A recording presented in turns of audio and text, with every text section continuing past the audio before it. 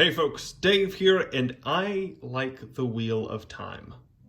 The palace still shook occasionally as the earth rumbled in memory, groaned as if it would deny what had happened. Bars of sunlight Hey man, cast what's he rents in the reading?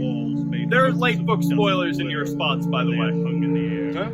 Scorch marks He's marked reading the story of Luther and Kinslayer. ceilings. I love how the narrative of the series gives Rand so many opportunities to fall into the same traps as his predecessor, but he just narrows. Dude, this speech isn't helping my insane headache.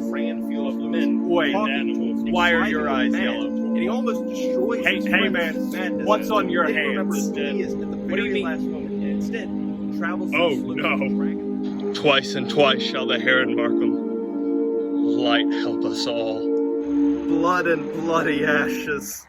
That had nothing to do with the Leatherman Rev, which we're talking about today. It's okay, and I hope the show's good. Here we have the Leatherman Rev sitting next to the Gerber Suspension EXT, the Gerber Crucial, and the Leatherman Skeletal.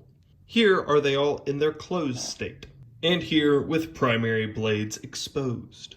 So this is the Leatherman Rev. It is one of Leatherman's most budget models. As far as a full-size plier goes, it's one of the most budget model. Debuted very shortly before, I believe. No. I think it was actually the year after the Wingman and the Sidekick released. That the Rev came out as like an even more junior budget model to that. I believe that's how the timeline worked out. But with it being a budget model, it's a heck of a lot cheaper than a Leatherman Wave. Its toolset is obviously also plied down, and it's got a couple of other interesting inclusions and exclusions. And we'll cover all of that in the gold as well as the garbage. Starting out with the gold is the price. Now, the price is currently about $40, depending on where you get it. I don't think it's available on Blade HQ anymore. It is on Home Depot. It's weird. I don't know why not everybody is carrying this. When I purchased this, it was about $30. That was a couple of years ago. Obviously, inflation is hitting everything. Leatherman, unfortunately, is not immune to that.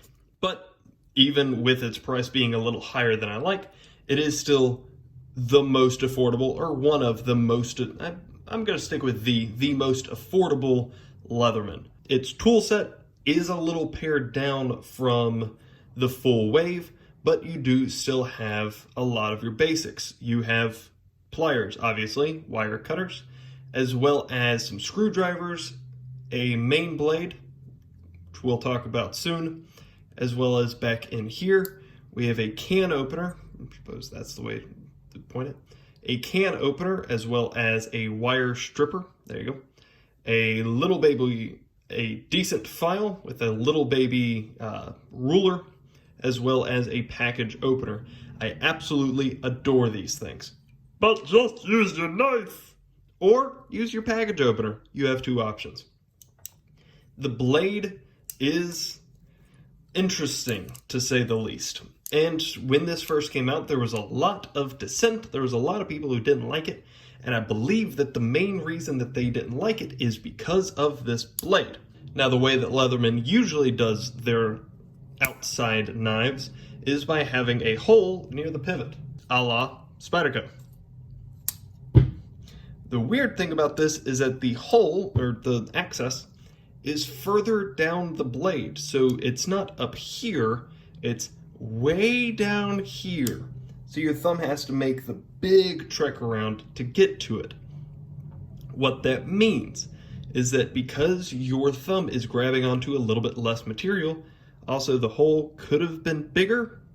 I don't know why this happened. I would like it if somebody would explain it to me. But because you're grabbing less material, one of the general fears seems to be that you could slip off and slice open your thumb, fillet it, which is a genuine fear. It's a genuine concern. I don't know why they did it like this. But because there has never been any kind of a hint of a struggle of that for me personally, I can't personally knock it very hard. I understand that as a concern. I haven't dealt with it. It is weird, though, that that space was left. They clearly could have. Where did this blade come from? It feels to me like this blade was meant for something else, but just put on here. It's a weird thing, to be sure. Going back to the tool set, accessibility is incredible on this tool. You see these nail nicks, these little pulls, and I hate pulls like this. Gerber MP400. I hate pulls like this. So it's difficult to grab the little pulls, but you can if you really wiggle your finger in there, or they're kind of exposed on the bottom. So you can give it a right good poke, pops them up.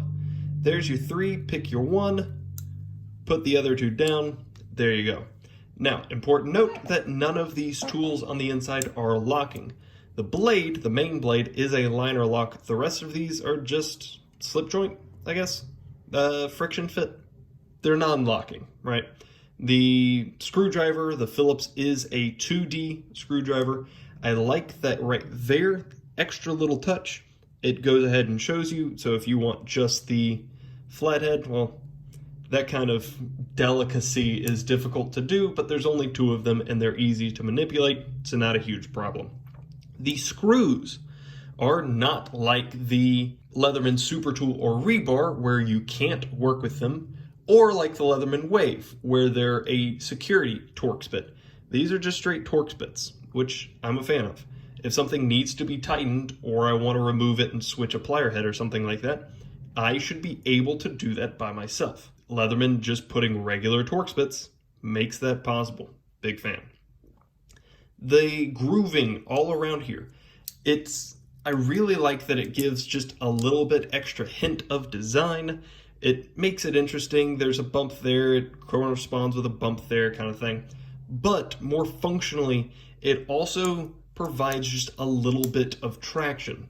Now, one of the garbage is going to be that this is very slippery. There is no traction along the sides here, and unless you put it right square in the perfect part of your hand, you might accidentally slip a little bit up. But as far as the sides of it, that's pretty good for traction.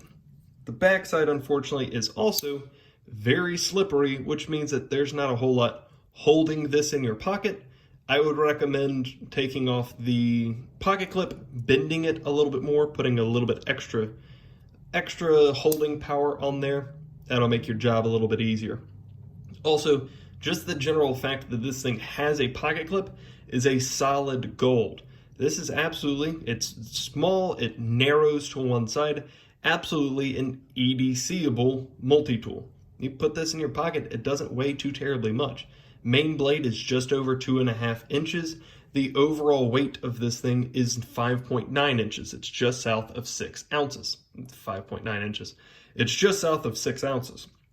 6 ounces being around where, most of your multi-tools in this category are going to be. So it's not super lightweight, but it's doable, certainly, which is part of what makes the carry on this just a little bit easier. Simplicity, this thing is easy to use. And other than the screwdriver, which again, its purpose I'm blanking on, I think somebody once told me on my 2017 video, I believe it's to measure very small nuts, if I'm correct. Like, you can hold this up and see, hey, that's a 1/4 inch kind of thing. I'm one of those that just fumbles around, like putting nut after nut on a bolt and like, all right, it's bigger than that, it's smaller than that, it's this one. If you don't want to do that, you have a little baby ruler right here, which could have gone on the sides, like on the Wave, whatevs. And finally, this thing has a lanyard hole. It's right there. We're coming back to that. But it has a lanyard hole. So if you want to put this in your pocket, you can. If you want to tie it to a string, you can. There's a lot of gold here. It's a little bit of garbage too. And the first garbage is what we've already talked about. It's a bit slippery. Not everybody is going to appreciate that one handle is smaller than the other. It's not as big a difference as on the SOG Reactor. That one was heinous.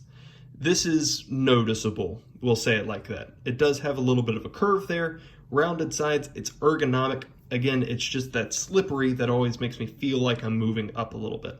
Not a huge issue, but it is present. Limited tool set. This thing was meant to be simple. It's not going to be, it's not going to be a super tool where you have every tool that you can think of. It's not a Victorinox Spirit. This thing has pliers, screwdrivers, cutters, and a box opener and a bottle opener. And that's about it. It's limited. You know what you're getting when you get into this. It's a budget piece. It's not going to be a full toolbox, and multi-tools at the best of times are only ever half of a tool. So this thing has a few fewer halves. Part of what cuts down the weight makes it carryable. Just understand the trade-off. It does have a few more tools than the Skeletal. It's not quite that extreme of a breakdown, but it is a breakdown, or it is a sacrificing, if you will. The blade opening, like I said, that is odd is the best adjective here. It's uncomfortable a bit. You have to focus. You have to pay attention. What I want is to just be able to put my finger in there, have it catch a little bit more. Also, this is a bigger hole, and the ridge is a little bit higher. This is a very small hole where both sides of the hole are the same height. So like you have to push your finger to get in there. Whereas this, it just catches. So this can be done very easily and without thought. Whereas with this one, you have to be a little bit more intentional about it. There's a little bit of blade wiggle in there, just so you know. The price, like I said, is $40, $45 near about some places.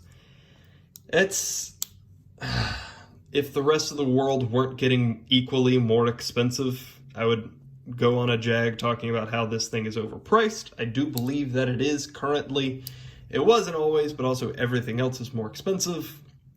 So I'm going to refrain from having a hardline opinion here. Suffice to say that this price, Leatherman's price increase, has left the door open to other companies coming in and taking swings at their market, which I appreciate. I want every company to come in and start taking swings at Leatherman. Make everybody be better. And the lanyard, finally, last thing. This is really funny to me because you see how tiny, small, pathetic that hole is? It's not big enough to get paracord through. It's a different size hole on the backside. You can see the actual hole through there, but like why? This one's more narrow, it's longer, the length doesn't justify. I don't understand what the deal with this lanyard hole is. I assume that it's supposed to be a lanyard hole, but then they went and shot it in the foot by giving a tiny, tiny little window. Also, it's still not big enough to put paracord through. I'm not saying that everything needs to be, a PM2 lanyard tube, but this is bad. That's not a good lanyard hole. Leatherman, go back and redesign that. At the end of it, this is a solid budget tool. You're not going to get the full set of a Leatherman Wave. You're not supposed to. You're not paying full Wave price. This comes with a pocket clip. It comes with an external blade. It is meant to be simple. It is meant to be easy. And, the price, obviously, like I've been saying, is getting up there. But compared to a lot of the field, this is still kind of in that market where you can hand it to a buddy. He can abuse it and give it back. Instead of, say, a Leatherman Charge, where you are not giving that to anybody else, because at least me personally, I don't trust anybody else with my Charge. With this, I would trust somebody with this. And for whatever work that I had need to do, I would use this. When I work construction, there was a long time where this is what I carried in my pocket. Since then, I've gotten a couple of nicer things, but this is always a handy thing to keep around. There is value in having access to things that you don't actually need to care about. This is that for me. If you have any questions, comments, concerns, or suggestions, let me know down below. And other than that, y'all have a great day. Bye.